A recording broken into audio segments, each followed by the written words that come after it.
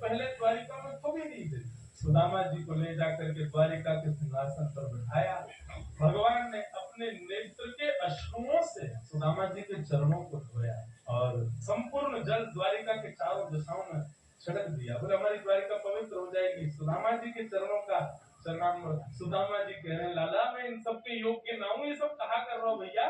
ठाकुर जी बोले आप किसके योग्य हो और कौन किसके योग्य, मुझसे बढ़िया कोई नहीं जानता, चुपचाप बैठे रहो, जो करने करने दो। जो लक्ष्मी सदा के लिए विहीन हो गई थी, उससे वही लक्ष्मी आज सुदामा जी के चरण पहुंच रही है। भगवान की सुदामा जी की थोड़ी मैत्री चर्चा हुई। सुदामा जी से भगवान ने पूछा, सुदामा जी ब्याह हो गया आपके? बोले हाँ लाला है, क्यों गया? बोले ब्याह कर लिया, हमको नहीं बुलाया। बोले लाला कर्जा लेके ब्याह कियो और आप ब्याह में भी सबन को भोजन कराने के चक्कर में मैं और तेरी भाभी तो भूखे ही रहे। 4 दिन बाद पड़ोसी ने आके भोजन दियो, तब जाके तो पेट भरो। अब वहां में तो को बुलाते तो लाला तो भगवान तो बहुत दूर की बात, अब तू आते तो तेरे संग घोड़ा आते, सैनिक आते, इनको ही नहीं पवा पाते। ऐसे ब्याह में फिर हम कैसे बुलाते लाला, हमारे नमस्कार बनाएंगे। मेरी छोड़ लाला, तू बताते ने ब्याह कर लियो? भगवान बोले हमारे ब्याह की मत पूछो, जैसे आपका ब्याह बताने लायक नहीं है ऐसे हमारे ब्याह भी बताने लायक नहीं। बोले नहीं नहीं लाला बता ब्याह भयो कि नहीं? भगवान बोले हो गए।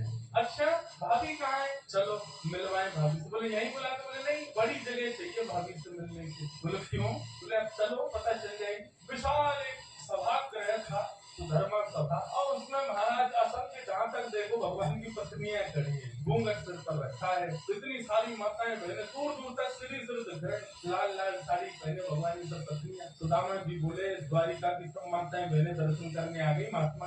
सुदामा जी बैठ गए। भगवान ने इशारा किया आओ एक एक करके सब प्रणाम करो। मैं रुक्मणी प्रणाम, देवी चरसो भाग्यवती रहो। मैं जाम्बती प्रणाम, देवी चरसो भाग्यवती रहो। मैं सत्यभामा प्रणाम, देवी चरसो भाग्यवती। मैं कालिंदी प्रणाम, देवी चरसो भाग्यवती हो। मैं भद्रा, मैं लक्ष्मणा, सब प्रणाम करती हुई 500 पत्नियां प्रणाम कर गई भगवान। जब 1000 पत्नियां प्रणाम कर गई, ठाकुर जी खड़े खड़े देख रहे थे। सुदामा जी लाला यहाँ पे ये कितनी और है? भगवान बोले 16,000। अच्छा लाला ये सब अपनी है?